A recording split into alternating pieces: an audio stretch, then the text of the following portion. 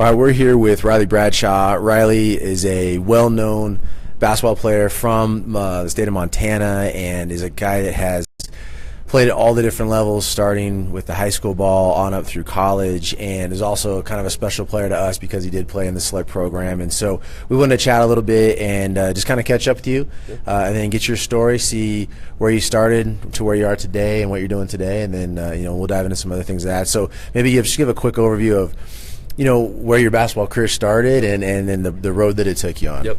Yeah, so I'm from Corvallis, Montana, and obviously it's a small community, just like a lot of these kids, that are at this camp. I feel like they're from some of the smaller communities as well around Montana, so it's good for them, to kind of, for me especially, when I went and traveled in the summer. So I started, I played high school basketball. My dad was my high school coach at Corvallis. He coached for 30 years. Yeah.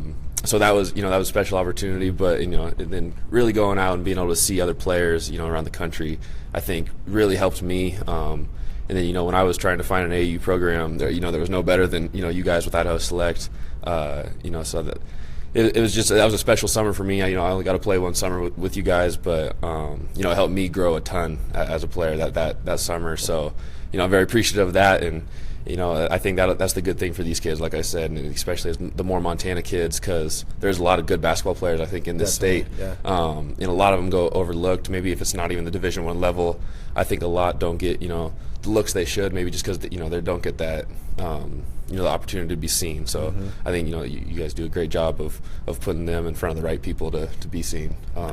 So played for Idaho Select, obviously, and then I went on. I actually signed with Utah State. I signed early, even before I played with the Select. Didn't work out there, so I went to Montana, came back to Montana, played there for 3 years, and then I transferred one more time. So I finished off at Rocky Mountain College this last season. So great. At this point, I'm finishing up a few classes here, trying to get into coaching as well. I'm doing some individual training. I trained about 60 kids actually this summer. Wow. Me and my dad did back in Corvallis. So very cool. Just some 8th grade to high school level kids. So just trying to get into it that way now too, at the other side. Oh, that's great. And Riley was one of the first players that we had worked with from Montana, and we had such a great experience. Honestly, you're one of the reasons why we're like, hey, we have to really dive in now, because there are a lot of great players that just aren't getting the opportunities. And so it's been awesome to dive in here. And so now we're here at Montana Tech. We've got about 90 kids that have come from all over the area. Right. It's awesome to see those kids and see them come along. And now you mentioned something that actually we can relate to. You played for your dad, and our dad is also a high school coach. And what is the dynamic like when you're playing for your dad and you're a player and a coach, but then you go home and you're having dinner, and now you're a dad and a son again? Right. Talk a little bit about that interesting dynamic, because I know a lot of these kids in here actually also have parents that are coaches. So what was that like, and some of the challenges, but some of the rewards that went with it? It was amazing for me. It's a different dynamic, obviously. I think when people think of the coach's kids, they think maybe they got it a little bit easier, but I think it's the opposite. My dad, he was really tough on me. He coached my brother as well. He was tough on him.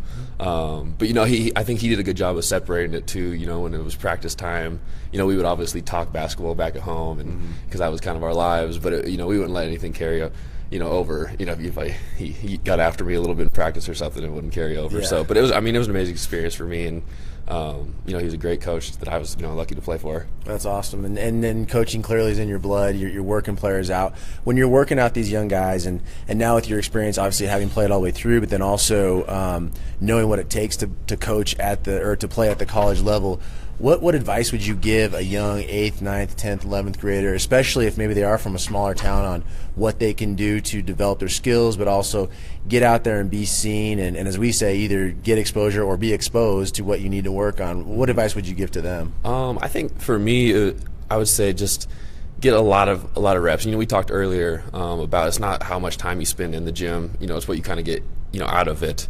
And I think you don't need to reinvent the wheel every time you go in the gym. I think I see a lot of stuff on social media and stuff about some of the drills that people are doing now, and I think they're just trying to maybe do too much. I think just simple stuff work. And I think a lot of the drills that we've been doing here at this camp is just like that. Just kind of keep it simple, work on get good reps, and then just be in the gym as much as possible. As far as getting exposure, stuff like this is incredible. This is stuff that I didn't really even have around Montana. When I was in high school or middle school.